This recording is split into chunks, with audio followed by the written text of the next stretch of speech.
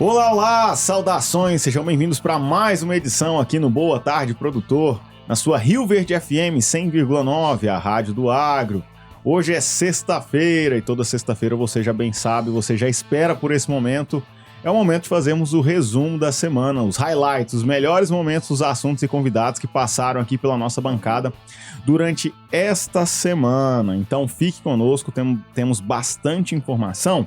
E você sabe, eu, Hugo Ataíde, não venho sozinho, venho na companhia hoje de duas pessoas aqui prestando serviço, trabalho para levar para vocês conhecimento dessa informação, que é o Marcos e o JP. Estão aqui do meu lado esquerdo, são eles que trabalham aí para levar essa transmissão na frequência local do seu rádio, 100.9 Rio Verde FM, a rádio do agro, assim como através da internet de duas formas, através do aplicativo Rio Verde FM, que você baixa e instala aí no seu smartphone e acompanha a gente de qualquer lugar do Brasil e do mundo com conexão com a internet.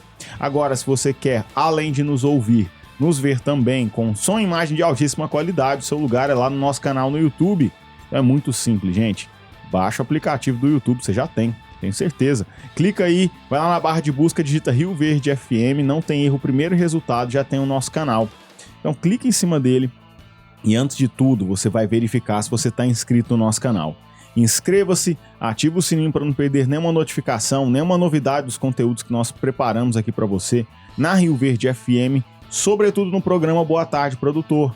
E é inclusive através desta transmissão simultânea ao rádio que nós estamos fazendo neste exato momento, você pode fazer parte aqui da nossa bancada, deixando o seu comentário, a sua crítica, o seu elogio, a sua sugestão de pauta, de assunto, de convidado.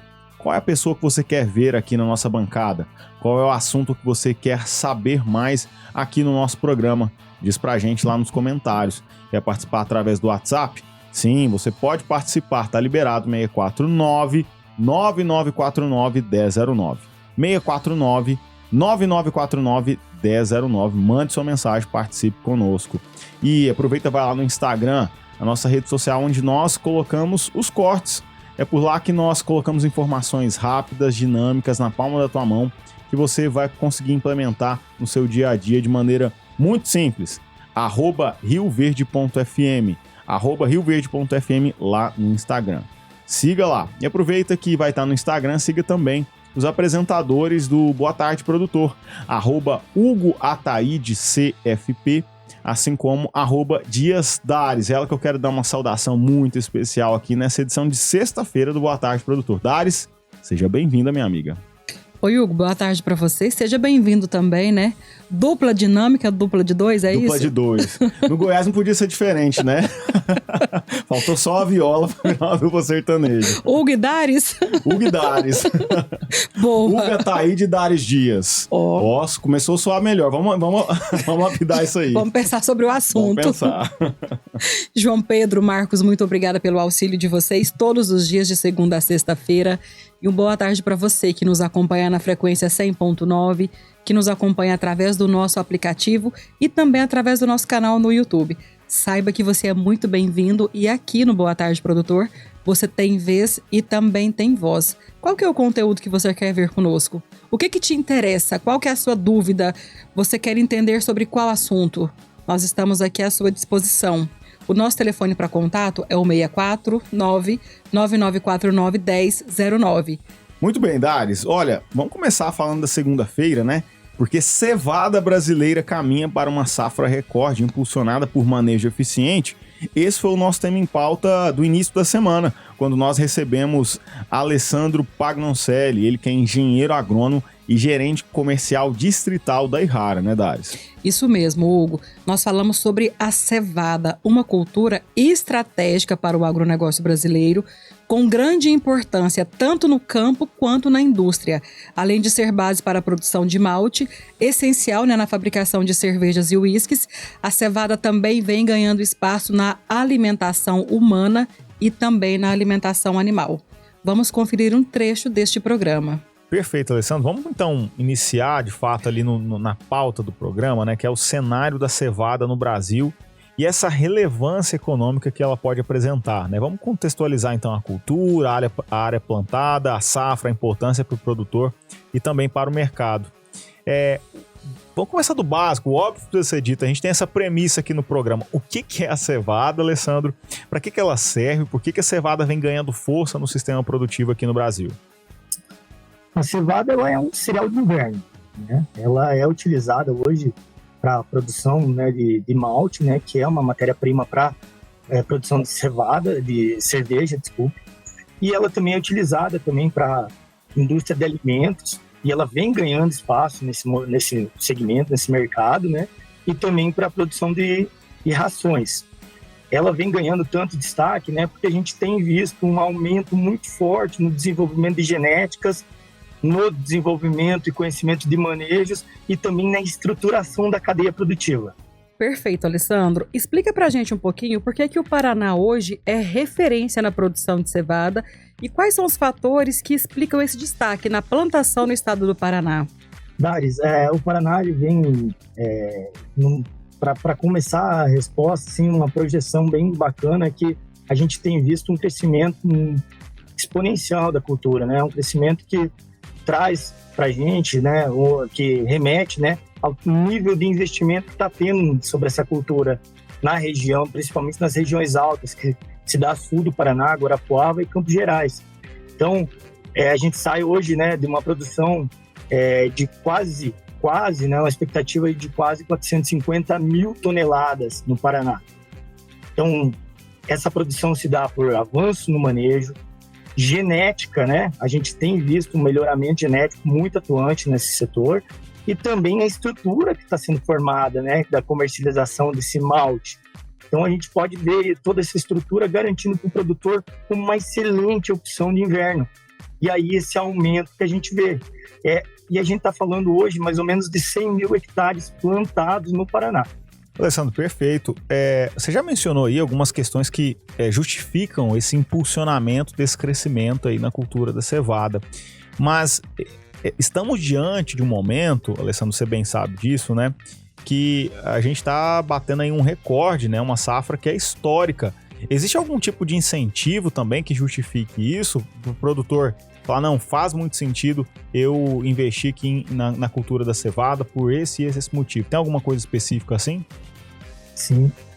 Bom, a gente está indo para o final das colheitas, né? Finalizando as colheitas, com uma expectativa de produção média de 4,7 toneladas por hectare, né? Que é um recorde. E a gente tem visto esse aumento de área também, né? 20% de aumento de área em relação ao ano passado, de 24 para 25. O que tem incentivado, né? Realmente é o conhecimento técnico aplicado na cultura, junto com a questão mercadológica, onde traz segurança para o agricultor, né? A cevada hoje toda a cadeia produtiva ela é amparada para o agricultor, né? Num travamento antecipado, então uma certa previsibilidade do que se pode colher e rentabilizar da cultura. E o clima também tem ajudado, né? A gente vem dentro de um ano aqui, né, esse inverno de 2025 muito favorável para a cultura, com chuvas mais regulares, né, temperaturas mais frias e junto a tudo isso a adaptação de novas cultivares, né, tolerantes a doenças e que também acabam tendo uma produção maior também, né? Então tudo isso aí traz para o agricultor, né, um incentivo para que ele continue produzindo e aumente suas áreas, né? E também acaba fomentando para novos agricultores também com uma excelente opção de inverno. Perfeita a sua resposta, Alessandro. Em termos de mercado e rentabilidade, o que faz da cevada uma alternativa interessante dentro da rotação de cultura? Vamos lá. Questão de rotação de cultura, né? Nós olhando para os termos agronômicos, né?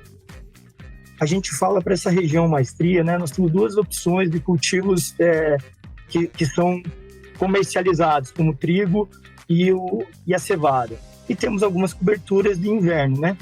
Como esses dois cultivos, a gente vê a cevada frente ao trigo, que é uma cultura que ela tem ganhado expressão, um nível de investimento e também, além do nível de investimento, também segurança no mercado. Como opção de rotação de cultura, também ela possibilita a reciclagem de nutrientes, né, do solo e também o aumento da matéria orgânica. Então, ela é uma opção que, para o agricultor, ela está se encaixando muito bem até no período de plantio, né, na entre-safra, onde a gente começa nas culturas subsequentes com um solo, né, uma lavoura mais limpa também, pela troca de mecanismos de ação ali, né, o manejo da cultura, o manejo de plantas daninhas. Então, tudo isso, né, dentro do sistema produtivo do agricultor, tem se mostrado aí como uma excelente opção de rentabilidade e de manejo de sistema, de solo, né? Alessandro, uma curiosidade. A gente sabe que agora na região centro-oeste tem muito trigo plantado. Até falei com você mais cedo, né, antes de começarmos a gravar, que a Embrapa tem feito, claro, com outros parceiros, pesquisas interessantíssimas, que a gente tem hoje o trigo irrigado e o trigo sequeiro, né?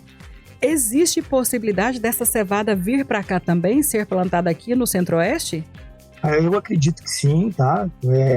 A gente, como eu mencionei, né, Daris, a gente, olhando para um passado, lá 20, 25 anos atrás, quase inimaginável que o trigo ganhasse essa escala tão grande, né? E hoje ele é uma realidade no Cerrado, né? E a gente vê o trigo super adaptado, né? Claro, com o avanço das instituições, com o avanço de tecnologias, com o avanço de genética, né? Com todo o trabalho que as instituições fazem, adaptaram o trigo para o Cerrado. E ele tem ganhado escala e tem trazido excelentes performances, tanto em produtividade como qualidade. E a gente acredita nesse movimento também na cevada, sabendo que ela tem uma demanda grande, sabendo que ela também é uma opção forte mercadológica e rentabilidade. Então a gente acredita que com o avanço aí pode ser que a gente veja aí a cevada até num médio período aí já presente no Cerrado e em outras regiões do país. Alessandro, muito obrigada por estar conosco no Boa Tarde, Produtor, e seja sempre muito bem-vindo. Daris, hoje, dia 28 de novembro, é dia de atualização da previsão do tempo com o doutor Fernando Cabral. Ele que é coordenador de inovação tecnológica no SEAGRE, o Centro de Excelência em Agricultura Exponencial. Vamos acompanhar. Olá, ouvintes da rádio, amigo produtor.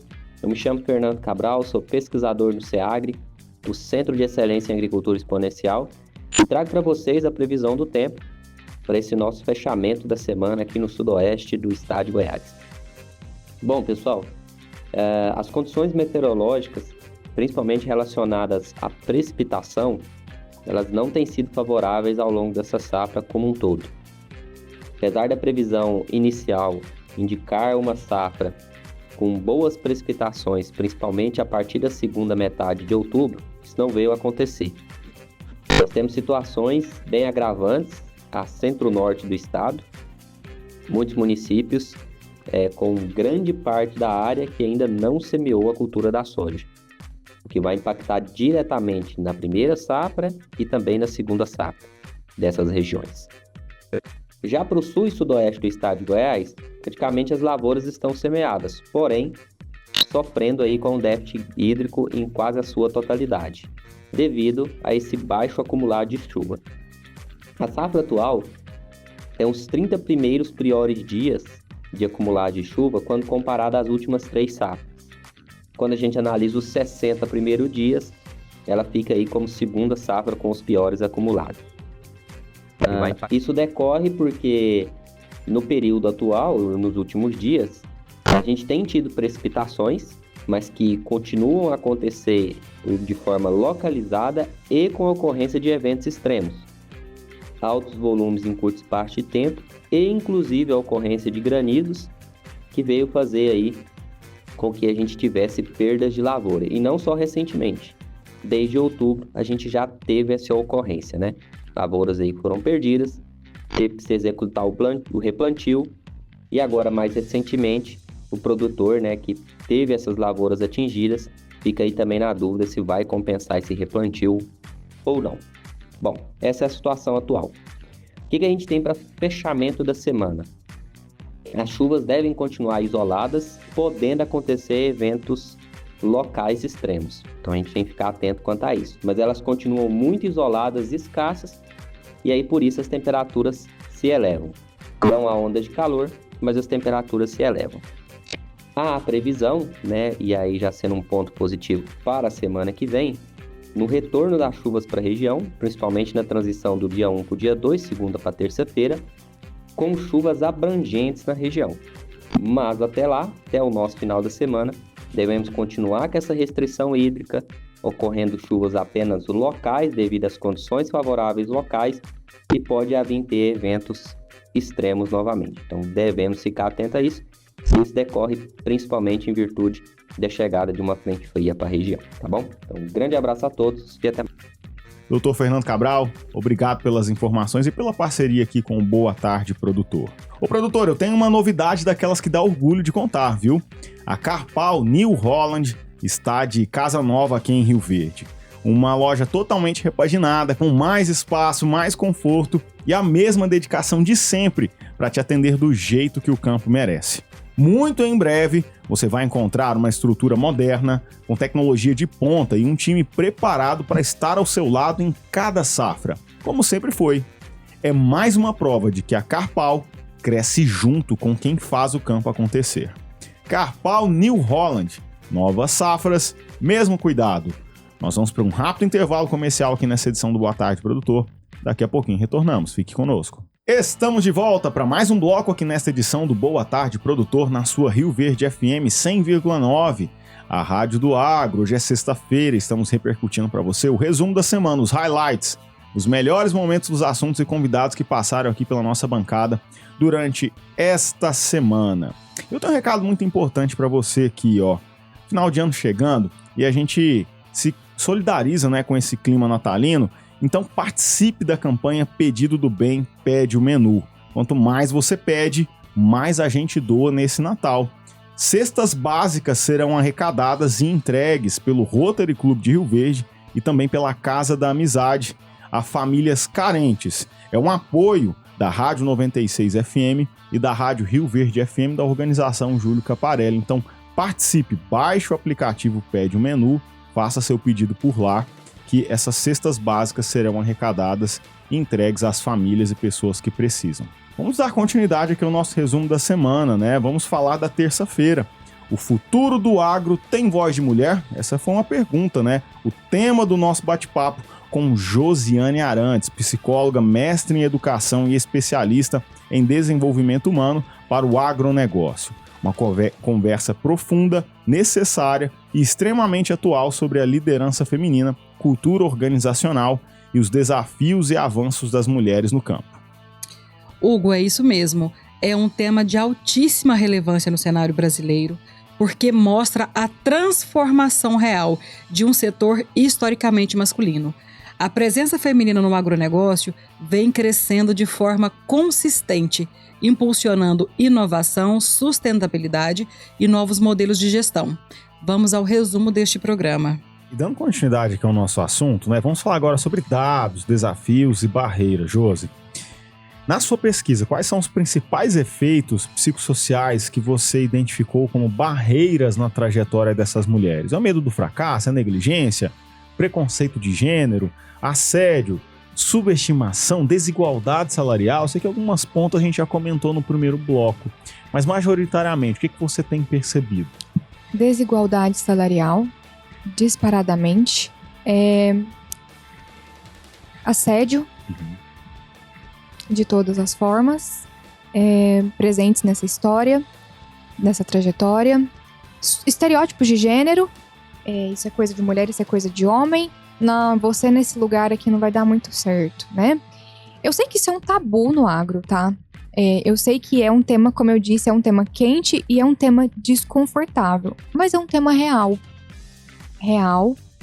e que nós precisamos entender como nós podemos minimizar isso, preparando essa mulher para essa situação. Então, nós não podemos mudar o outro, mas nós podemos mudar a nós mesmas. Então, como que entendendo esses efeitos psicossociais e esses efeitos de cultura, nós podemos fortalecer mulheres para que elas lidem com isso com mais leveza, consciência e autoridade? Porque eu vejo que também falta esse posicionamento e essa autoridade no que se diz ao enfrentamento desses efeitos aqui ditos. Ô Josi, nós estamos no mercado de trabalho do agronegócio, nós estamos inseridas, isso é um fato.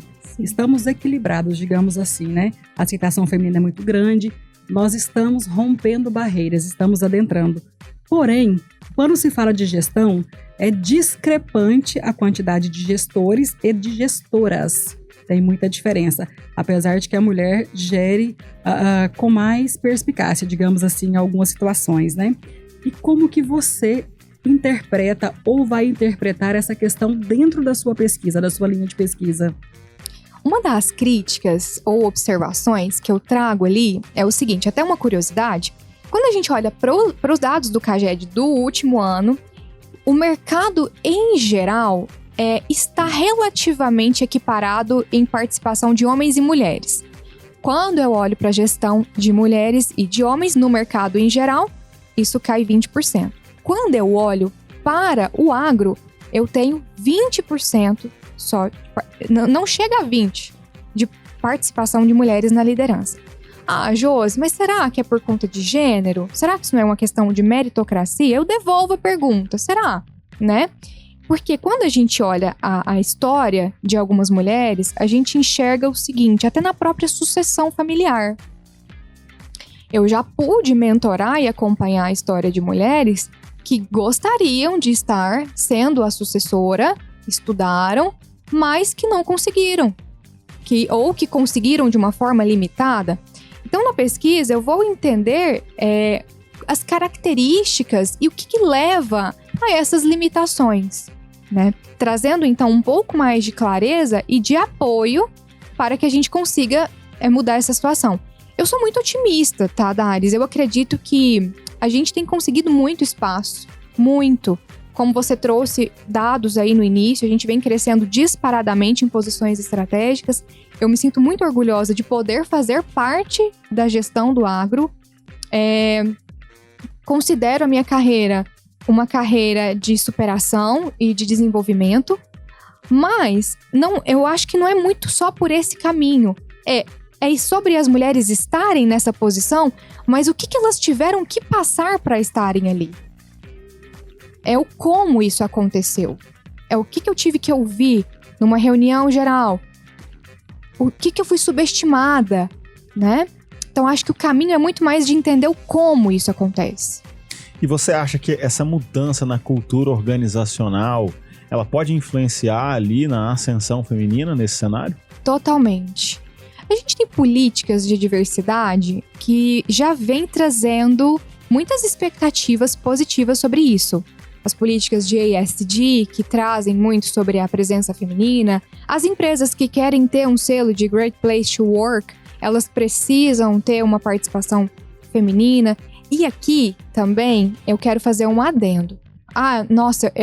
Tem que se ter mulheres na gestão. Gente, não é só uma questão de gênero.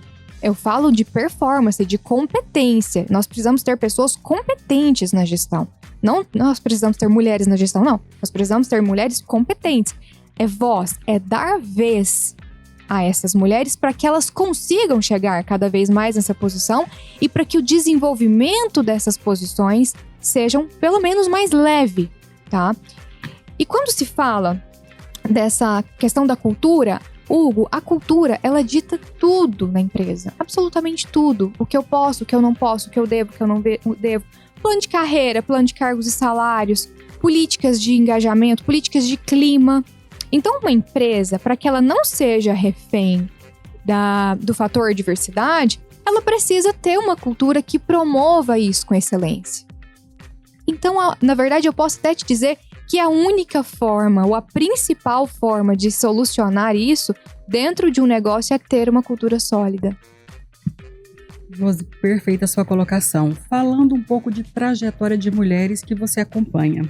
Como que conta pra gente um case de sucesso de uma mulher, por exemplo, que assumiu a gestão dos negócios, seja através de sucessão familiar ou vou assumir os negócios da família porque nós determinamos que seja dessa forma. Como que é essa trajetória dela, esses degraus que ela passou para assumir essa gestão? Poxa, tem tantas, né? Eu vejo aí, vou citar aqui algumas pessoas que têm muita minha admiração. Eu vejo Cazuê, Karine, Kelly, são da ABC Agro, mulheres que eu admiro muito e que estão passando por um processo de sucessão aí, né? Admiro muito o trabalho delas. Jaqueline Zaiden, que inclusive atua aqui na rádio também, participa ativamente dos negócios da família. É uma mulher que eu admiro muito. Tem muitas. Tatiane Cocarelli, não tem como a gente não citar a força que essa mulher tem, a representatividade que ela tem. E não só na sucessão, minha sócia tem uma história muito bonita no agro, né? A Jaque começou quase 20 anos atrás, participou de muitas empresas, John Deere, que é a Iguaçu, Tec Agro, né?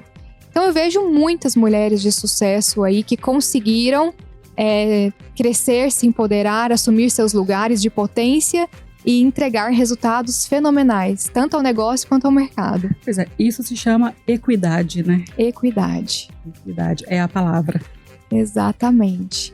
É dar a cada um o seu lugar de potência. Eu acredito que se isso fosse feito, a gente já teria muita coisa resolvida, sabe, Dares? Dar a cada um o seu lugar de potência. Perfeito. Ô Josi, quais são os conflitos mais comuns ali entre trabalho, família e maternidade aí na vida dessas mulheres? Maternidade é o primeiro, né? Meu filho tá doente, eu não sei o que eu vou fazer. Quando a gente olha só pro cargo de gestão, até tem um facilitador, porque na maioria das vezes essa mulher não vai bater ponto, ela vai ter um pouco mais de flexibilidade, se ela é uma empresária. Mas eu vejo muito sofrimento assim, eu tenho que viajar para atender um cliente e eu vou deixar meu filho fora uma semana. Culpa. Nossa, eu não posso fazer isso. Medo do fracasso. Eu vou fracassar em alguma parte, ou como mãe ou como profissional. Eu vou deixar a desejar ou como esposa ou como líder. Eu vejo um conflito, esse paradoxo de que ou eu devo estar do lado de cá ou eu devo estar do lado de lá. Como é que nós podemos atuar dentro das empresas para trazer essa harmonia? Não a romantização. Porque a gente vê nossa, é tudo tão bonito. Não a romantização, mas essa harmonia de papéis. Para que a gente tenha menos conflito.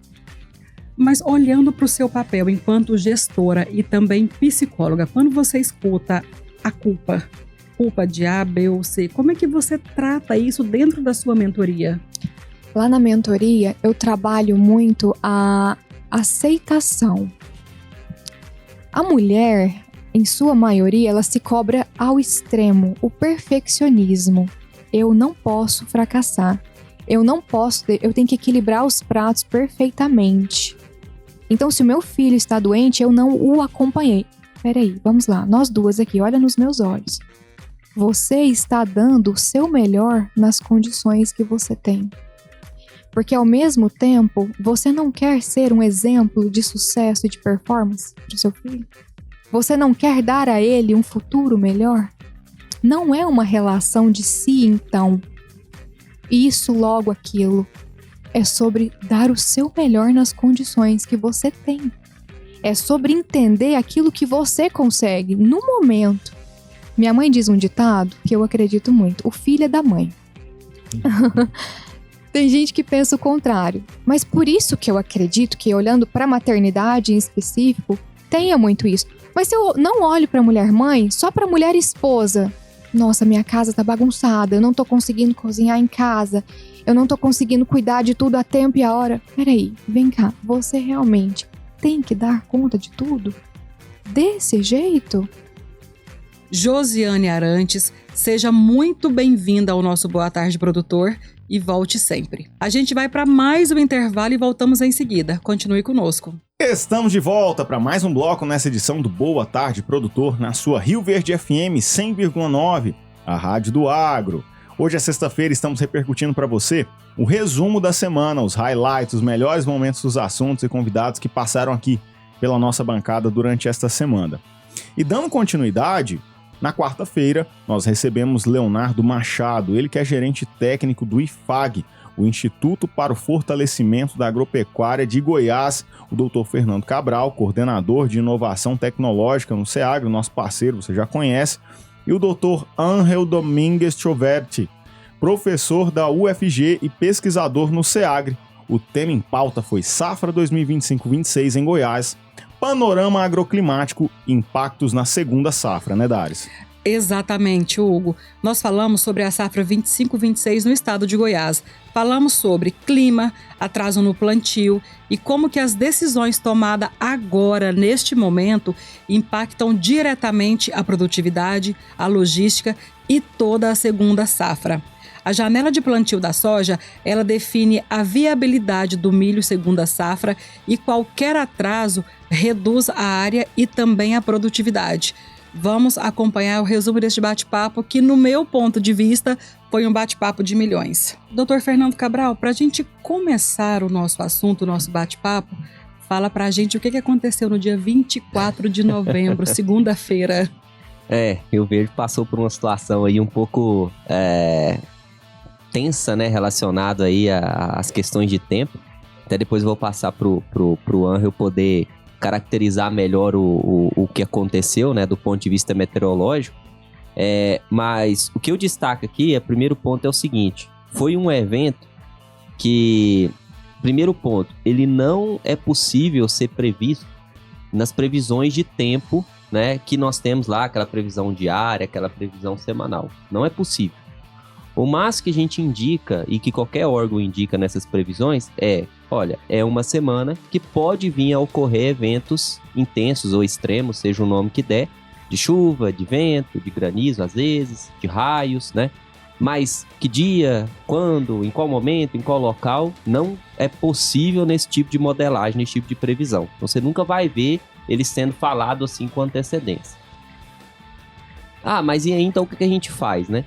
Existe um outro tipo de previsão, né, que é uma previsão a curtíssimo espaço de tempo, que aí quando esse evento, né, tem condições para acontecer naquela localidade, ele pode sim ser alertado. Porém, uma das principais ferramentas para isso é o radar meteorológico, e que o estado de Goiás não possui nenhum atualmente, né?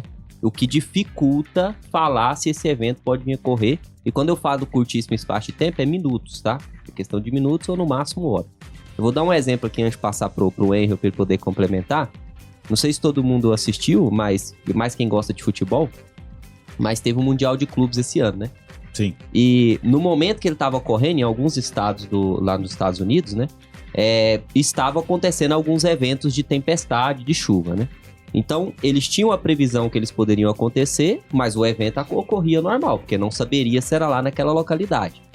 E quando existiu o alerta para aquela tempestade, às vezes, se formar ou chegar ali, o que eles faziam? Davam um alerta de evacuação do estádio. Aí depois tinha gente que via assim, mas não aconteceu nada no estádio. Porém, como aquele evento que estava se formando poderia chegar ali dentro de alguns minutos ou horas, né? Eles tinham que precaver e evacuar. Mas mesmo assim não existia garantia de ocorrer no local. E você vê, nós estamos falando dos Estados Unidos, né? Então você tem as principais ferramentas e satélites para esse tipo de monitoramento. Então assim, é difícil, né? A meteorologia, a climatologia. Mas eu vou passar para o Henry para ele complementar um pouco sobre o evento para a gente passar do assunto. Obrigado, Fernando. Acho que você tocou em um ponto importante, né, que é a imprevisibilidade desse tipo de eventos meteorológicos extremos. Mas só para dar um panorama do que realmente aconteceu do ponto de vista meteorológico. Atualmente, durante os últimos 2-3 dias, uma frente fria avançava pela região sul e sudeste do país. Nesse período de chuva para o centro-oeste, as frentes frias elas não têm conseguido penetrar muito no continente.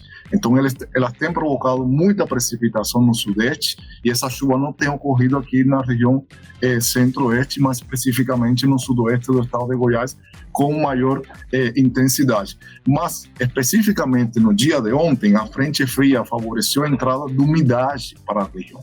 Em uma região que já está extremamente quente, essa umidade aumentou em concentração no começo da tarde, quando já a superfície da Terra, né, a superfície, ela estava bastante quente, muito quente, e favorecia o surgimento de nuvens muito intensas e com grande desenvolvimento vertical, né? Elas em extensão vertical eram bastante significativos.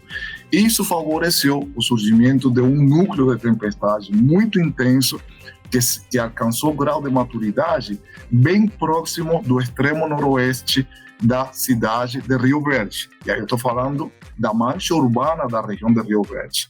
essa maturidade provocou o surgimento de um evento que nós denominamos de downburst, que é uma explosão atmosférica, quando uma grande massa de ar com baixa temperatura desce a grande velocidade e provoca rajadas de vento intensas em superfície. Essas rajadas de ventos elas podem alcançar valores acima de 100 km por hora, que foi exatamente o que se registrou durante a tarde do dia 24. Alcançaram ali valores registrados de aproximadamente 106 km por hora na estação meteorológica do Instituto Nacional de Meteorologia, que fica na Universidade de Rio Verde.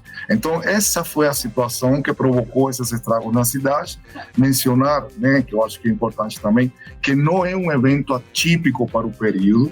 Acontece, ou quando esse evento acontece, normalmente nesse período do ano, na primavera, um período de transição, onde características meteorológicas são idôneas para isso ocorrer, só que destacar que só nesse mês de novembro de 2025 já identificamos 2 sistemas extremos com essas características. Então a intensidade e frequência com que isso vem acontecendo tem aumentado, mas também em alguns casos eles acontecem longe das manchas urbanas da cidade e por isso não alcançam essa proporção que alcançou esse evento na mídia. Então, basicamente isso, um evento muito conhecido que acontece na região, só que vinha acontecendo com menos frequência, e no caso do evento que foi registrado no dia 24, alcançou grande intensidade. Inicialmente, consideramos que poderia ser uma microexplosão, que é aquela explosão atmosférica que pode atingir até 4 quilômetros de extensão, mas depois de analisar os danos, né, os prejuízos que foram observados na cidade, conseguimos determinar que, na verdade, ela foi uma explosão atmosférica, né, uma explosão na sua máxima expressão, uma amplificação daquele evento de alta velocidade de vento e acumular significativo de precipitação em curto período de tempo. Perfeito, obrigado aí pela clareza e a riqueza de detalhes, doutor Fernando Cabral e o Angel aqui falando sobre a questão climática. E vamos falar então de um panorama geral aqui da safra, no que diz respeito a outros aspectos, né? Ô Leonardo, hoje nós temos cerca de uma semana de atraso aí no plantio em relação à média histórica, o que a gente tem observado aí. Como que esse atraso está impactando o desenvolvimento inicial da soja e a programação dessa safra? Qual que é o panorama atual das lavouras do estado de Goiás, especialmente aqui no sudoeste goiano? Então, é sempre importante frisar, e isso eu sei que para muitos parece lógico, né? Mas é importante para quem está nos ouvindo e percebe como é que funciona o setor produtivo rural, a indústria céu aberto. O nosso setor ele é muito, muito influenciado por fatores climáticos. É essencial para a busca da produtividade e principalmente para a viabilidade da atividade. Então, o que tem acontecido esse ano, a gente tem percebido um clima no nosso estado de Goiás muito, podemos dizer assim, diversificado.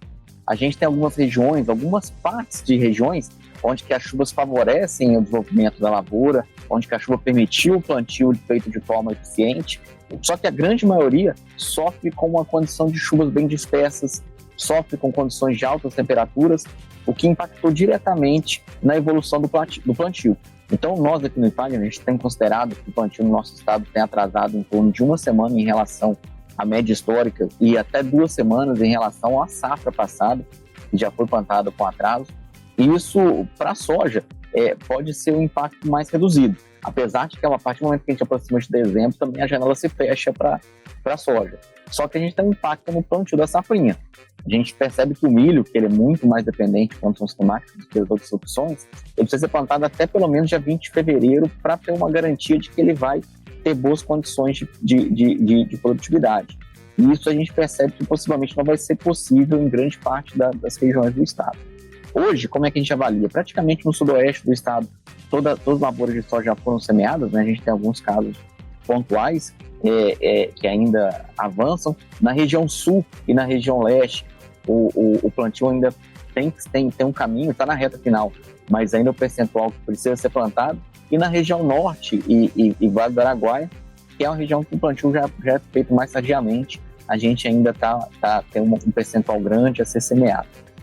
E as lavouras que já foram semeadas, grande parte sofre um pouco com com essas condições climáticas, né? A gente tem germinação que ocorreu de forma diferente, né? Então os estandes das lavouras, a gente tem lavouras com estandes bastante prejudicados, sementes que germinaram, outras que por devido a essas condições climáticas não.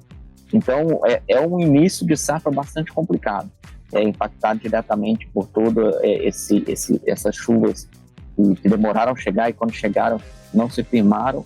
Então é uma situação que a gente vê como bastante preocupante. E aí em Rio Verde, né, é importante colocar, a gente teve impactos na cidade, só que a gente teve muitas lavouras que foram praticamente dizimadas com chuva de pedras aí, que vai ser necessário fazer o replantio. Doutor Fernando Cabral, doutor Ângel e Leonardo Machado, o nosso Boa Tarde Produtor está de portas abertas para vocês. Sejam sempre muito bem-vindos, porque contribuíram muito com o nosso programa. Ei, você já pensou em transformar o seu investimento em prêmios dos sonhos? No Sicoob Crédito Rural, isso é possível. Com a campanha de capitalização, seu futuro mais forte, sua garagem mais potente. É muito simples participar. A cada R$1.000 integrados ao capital social, você recebe um cupom.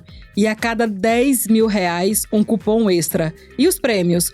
Uma caminhonete Ram, um Chevrolet Onix e uma moto Honda CG.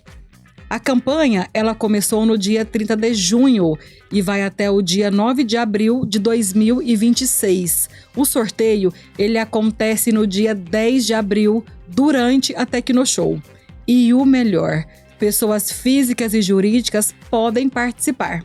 Então, fortaleça seu futuro, concorra a grandes prêmios e viva essa oportunidade com o Sicoob Crédito Rural. A gente vai para mais um intervalo e voltamos em seguida. Continue conosco. Estamos de volta para o último bloco dessa edição do Boa Tarde Produtor aqui na sua Rio Verde FM 100,9, a Rádio do Agro. Hoje é sexta-feira, estamos repercutindo para vocês o resumo da semana, os highlights, os melhores momentos, os assuntos e convidados que passaram aqui pela nossa bancada durante esta semana. Eu tenho um recado muito importante para você, na verdade é uma dica, tá? ADEME Informa. O programa que traz as novidades, análises e dicas essenciais para quem está de olho no mercado imobiliário, seja para investir, morar ou empreender.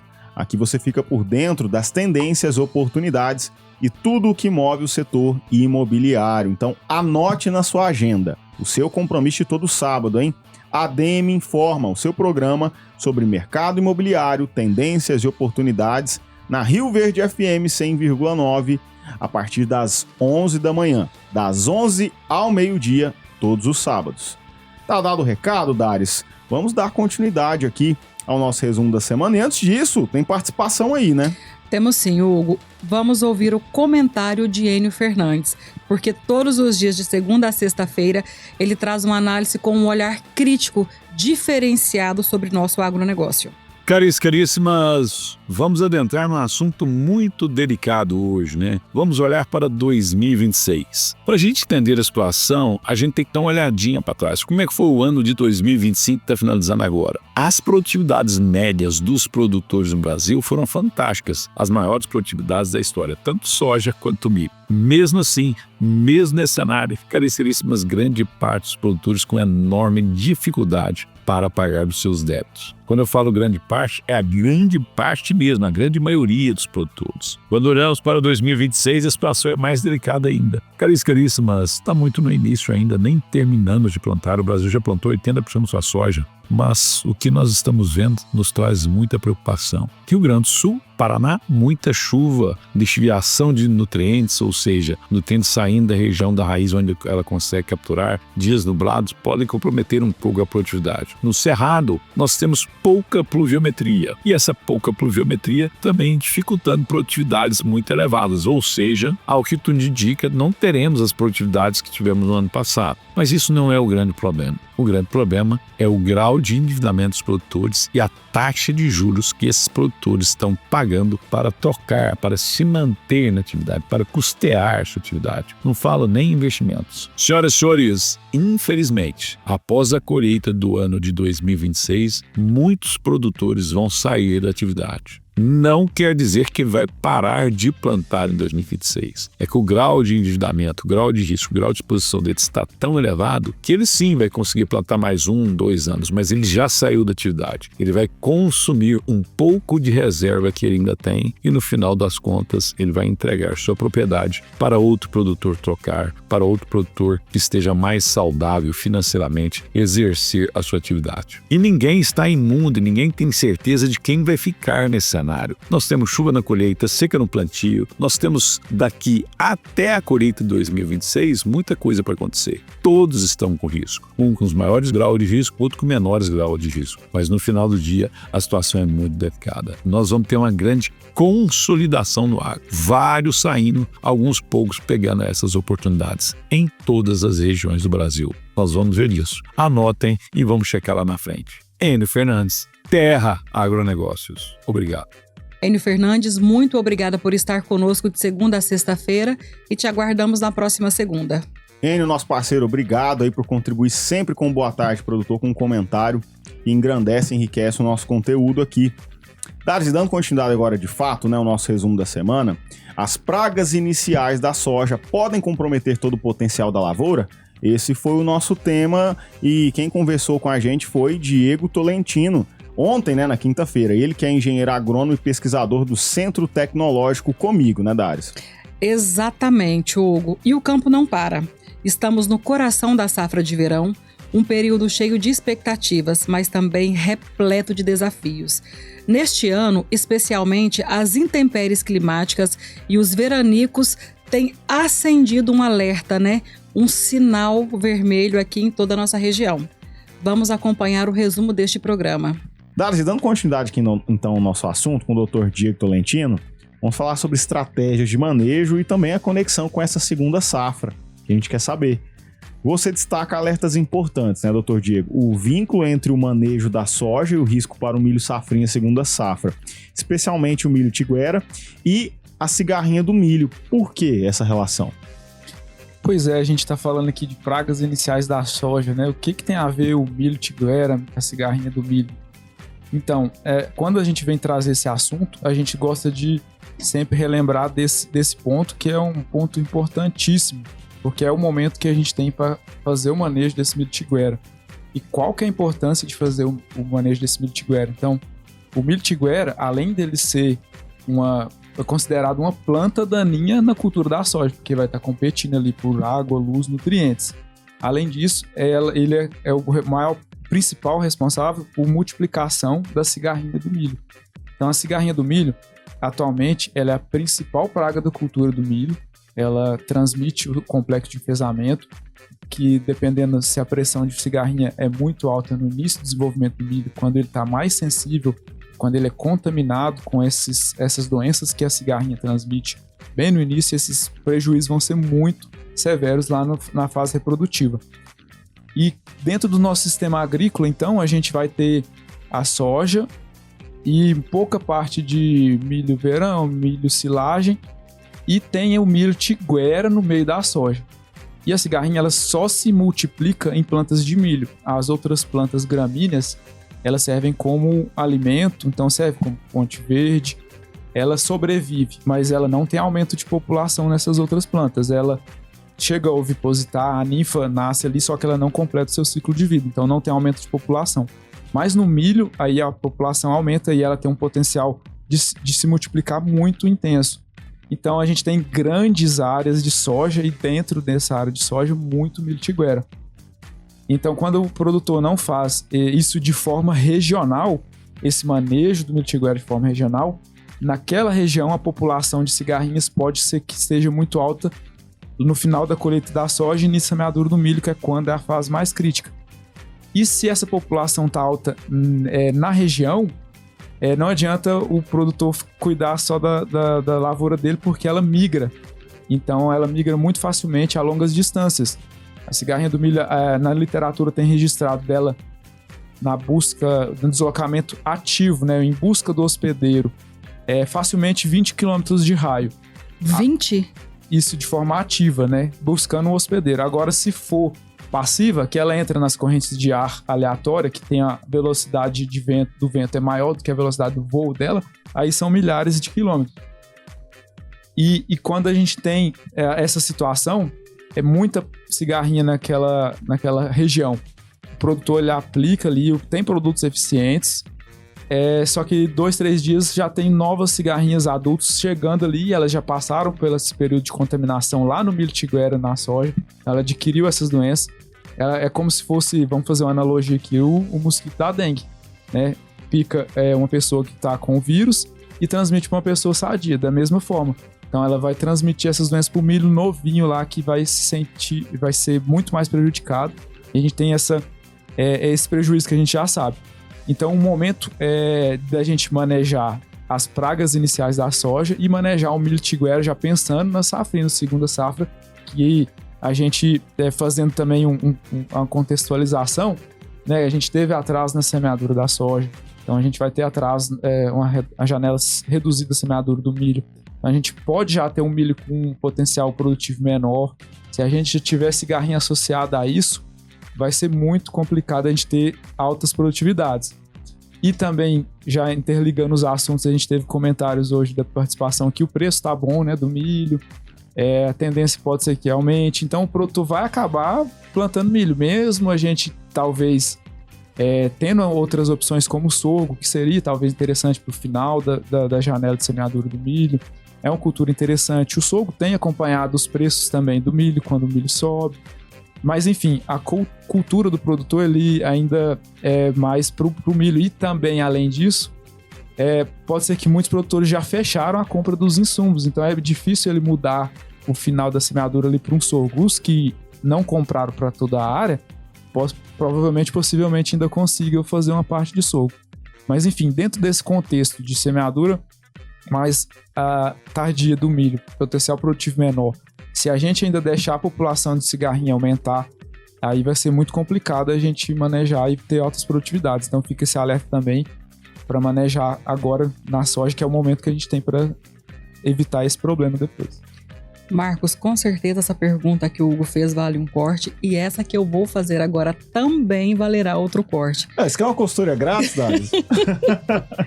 Deixa lá pro nosso produtor rural, pros empresários, para eles olharem e falar, eu preciso fazer isso. Boa.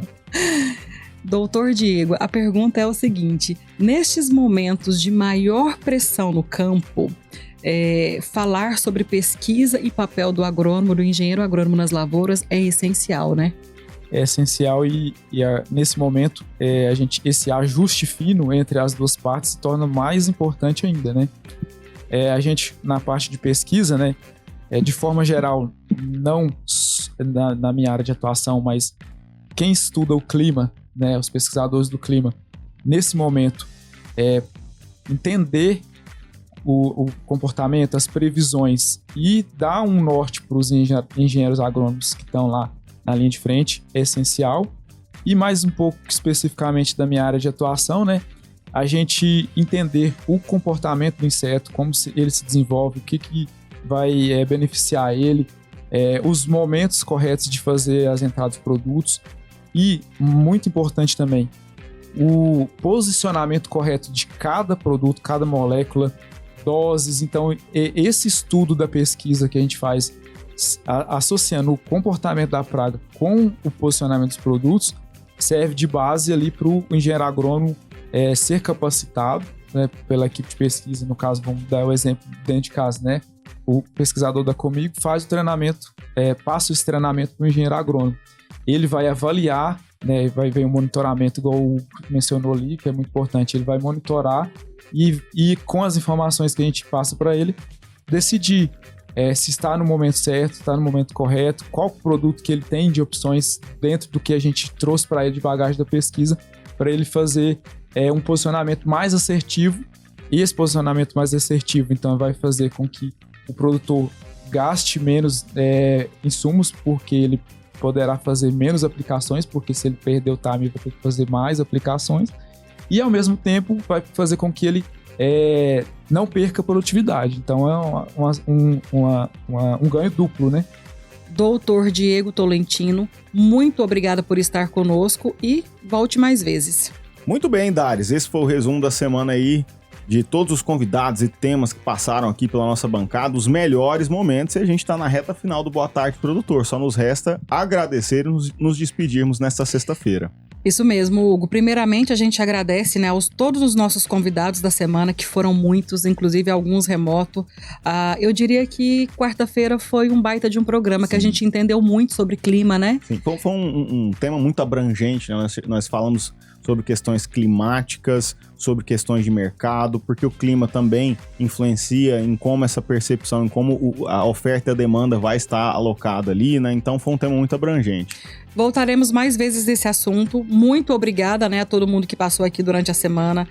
Muito obrigada pela credibilidade, né, que nós temos perante a nossa audiência, que é extremamente qualificada e é um público incrível e fiel.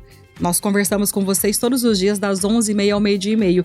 E queremos continuar, né? Finalizar esse ano de 2025 e começar 2026 com o pé direito, eu diria desta forma. Marcos, João Pedro, muito obrigada pelo auxílio de hoje.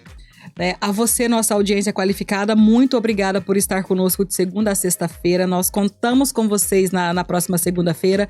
Um excelente final de semana para vocês. Hugo Ataíde, sextou, até segunda. Dares, minha parceira, obrigado pela sua parceria diária aqui no Boa Tarde Produtor. Agradecer mais uma vez aqui aos nossos convidados que passaram aqui durante essa semana na nossa bancada, seja de forma física no nosso estúdio ou de forma remota na nossa bancada virtual. Aos nossos amigos Marcos e JP, que prestam esse serviço, levando a vocês todo esse conteúdo, esse conhecimento, essa informação na frequência local do seu rádio 100.9, Rio Verde FM, a rádio do agro, assim como pela internet, nas mais diversas redes e plataformas digitais onde nós estamos inseridos. Agora, a minha gratidão maior vai a você, nossa audiência extremamente qualificada, que nos honra muito mais do que somente com o seu tempo. Nos honra com a sua confiança e credibilidade diária depositada aqui no Boa Tarde Produtor. Eu, Hugo Ataíde, fico por aqui, mas na semana que vem a gente está de volta. Ótimo final de semana e até lá!